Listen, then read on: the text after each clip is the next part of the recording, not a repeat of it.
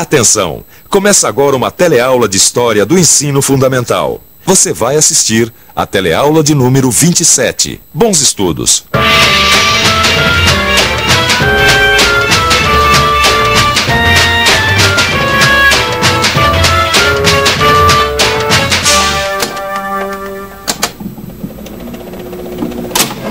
Eu fiz tudo pra você gostar de mim.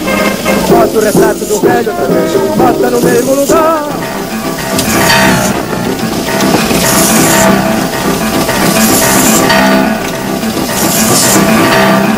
Você já parou para pensar na arte, na cultura brasileira? Será que existe uma cultura tipicamente brasileira? Durante muito tempo acreditou-se aqui no Brasil que a cultura era uma coisa que vinha de fora, da Europa. Mas, na década de 20, essa visão começou a mudar. Como ocorreu essa mudança e a relação da cultura com o governo é o tema da nossa aula de hoje.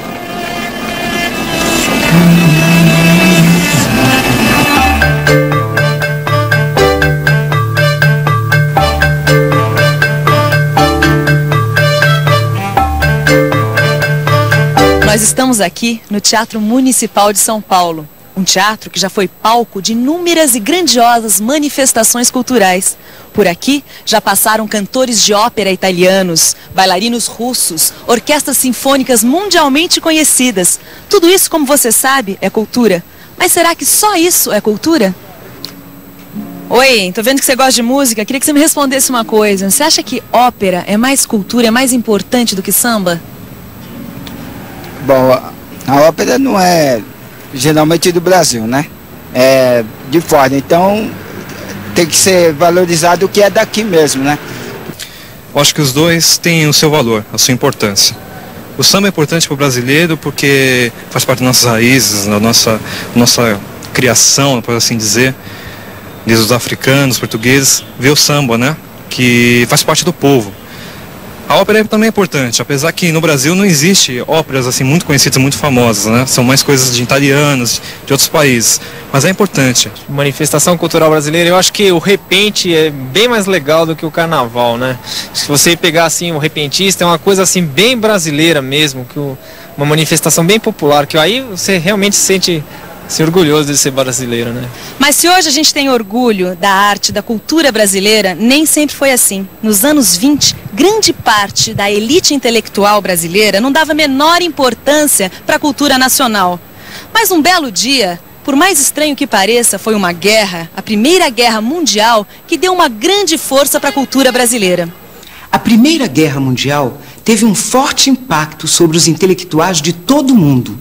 Dá para dizer que essa guerra caiu como uma bomba aqui no Brasil. E qual foi essa bomba? Não foi uma bomba de verdade, é claro, mas o efeito foi de uma verdadeira explosão.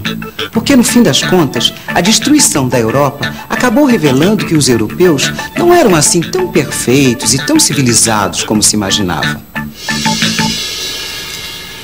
Se até pouco tempo, antes da guerra, os europeus eram um modelo de povo para os intelectuais brasileiros, depois da guerra, esse modelo foi por água abaixo. Já não era mais possível criticar o povo brasileiro só porque ele era diferente do povo europeu. Daí para frente, os intelectuais e artistas começaram a olhar o povo brasileiro de uma maneira diferente. Ouve. Eles estão cantando em italiano, mas o nome da ópera é O Guarani, de autoria do compositor brasileiro Carlos Gomes. Ela foi composta no século XIX, portanto, antes da Primeira Guerra e antes do período que nós estamos estudando. Mas eu fiz questão de voltar um pouquinho no tempo para a gente entender uma coisa muito importante. Já no século XIX, nem todo mundo criticava o povo brasileiro.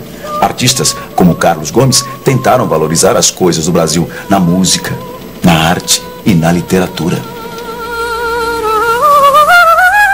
Esses artistas transformaram os índios brasileiros em heróis de tempos passados. Eles tinham uma visão do passado que a gente chama de visão idealizada. Quer dizer, nas pinturas e nos romances, os índios apareciam como brancos fantasiados. Na verdade, esse tipo de arte, apesar de brasileira, seguia à risca os padrões da música e das tradições culturais europeias. Tradições culturais europeias. Isso explica porque nós temos esse teatro de ópera aqui bem no centro de São Paulo. Explica também porque o Guarani é uma ópera brasileira cantada em italiano. Em outras palavras, no século XIX, os artistas brasileiros mudaram o assunto da conversa, mas o jeito de conversar continuou igualzinho, um jeito tipicamente europeu. Tudo isso aconteceu antes da Primeira Guerra, e o que nos interessa agora é o que vem depois.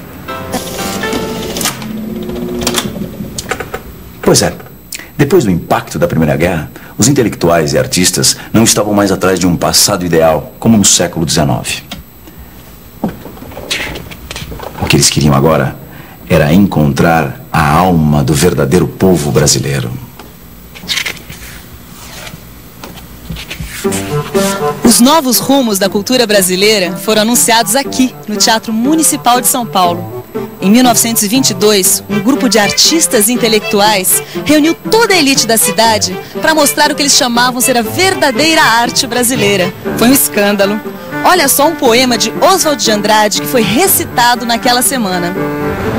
No baile da corte, foi o Conde D quem disse pra Dona Bem-vinda que farinha de suruí, pinga de Paraty, fumo de Baependi é comer, beber, pitar e cair. Bom, hoje em dia a gente ouve e gosta de um poema desses, mas naquela época a situação era bem diferente. Esse teatro aqui quase veio abaixo de tantas vaias de tomates e batatas podres. Mas os modernistas não desistiram não, e a partir da semana de 22, os movimentos de arte moderna se espalharam pelo país.